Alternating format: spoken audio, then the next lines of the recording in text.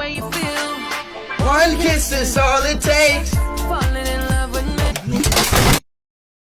PSD's Moroccan defender, Achraf Hakimi, found himself at the center of attention on social media after outsmarting his ex-wife, Hiba Abouk, in their divorce proceedings. The 24-year-old right-back managed to avoid splitting his €70 million wealth with Abouk, who was hoping for a hefty payout. Abouk, who had accused Hakimi of infidelity and other extramarital activities during their 5-year marriage, received a rude awakening when the French court announced that she would leave the marriage with nothing. This was because Hakimi had cleverly transferred all his assets, including bank accounts, to his mother's name, leaving Abouk with no legal claim to them. As a result, Abouk's dreams of a big payday were shattered, and Hakimi's mother, Fatima, is now living the high life with up to 80% of his monthly earnings. Meanwhile, Hakimi himself has nothing in his name, not even a pair of socks. Some might call Hakimi heartless for leaving his ex-wife with nothing, but others are applauding him for his shrewdness.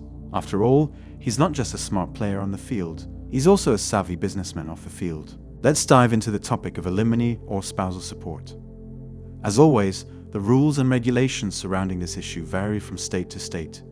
But fear not, my friend, I've got some solid strategies that are consistent across the board.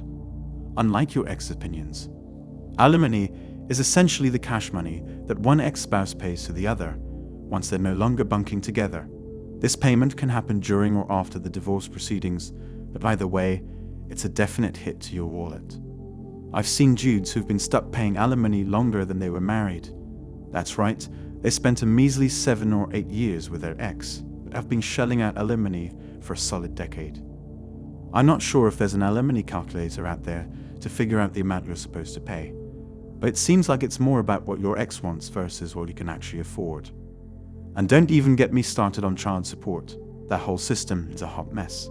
I'm about to drop some alimony knowledge bombs that will have you feeling like the next Matlock. You see, there are only 2 ways to avoid paying alimony. The first is if your ex dipped out of the marriage and hasn't depended on you for at least a year. The second is if you catch your partner playing a little game of hide the sausage with someone else. But if those 2 scenarios don't apply to you, fear not, my friend. I've got 3 hacks that'll help you minimize the amount of alimony you'll have to fork over. Hack number 1 is all about telling your story. You need to make your case personal, so the judge doesn't see you as just another schnock trying to dodge paying up. Think of it like creating your own movie, one that's way more interesting than The Notebook. Give the judge a reason to care about your situation, and hopefully, they'll show a little sympathy. Hack number 2 is all about keeping your eye on the prize. Remember, circumstances can change in the blink of an eye, and you don't want to be stuck paying alimony until you're living in a retirement home. Think about any future benefits you may be entitled to, like Social Security or a pension, and see if they can be used to minimize the duration of your alimony sentence.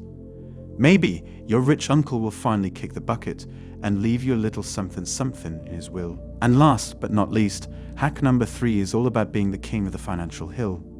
You need to show the judge that you know your finances inside and out, better than your ex or even their attorney. By dominating the financial conversation, you'll have the judge eating out of the palm of your hand. Think of it like a financial game of chess. You want to be the one calling the shots and making the big moves. So there you have it, folks. 3 alimony hacks that'll have you feeling like the next Perry Mason.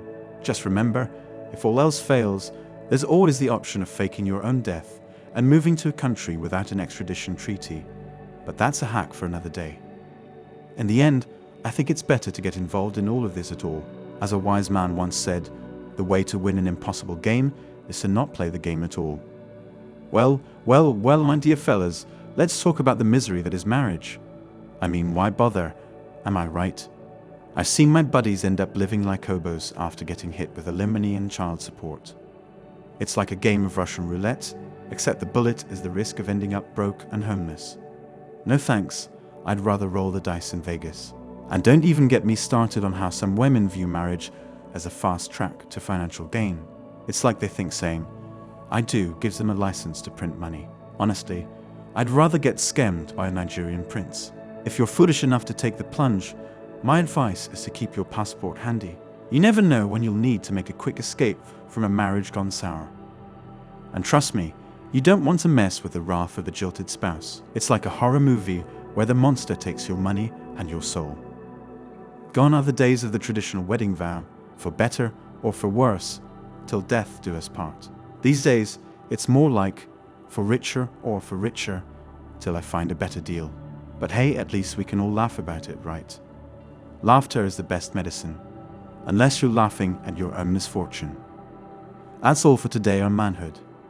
Don't forget to smash the like and subscribe buttons, and also click on the notification bell to be the first to know when I drop a new video. If you find value in my videos, you can show your support through PayPal or Cash App. The links are in the description. See you next time, cheers.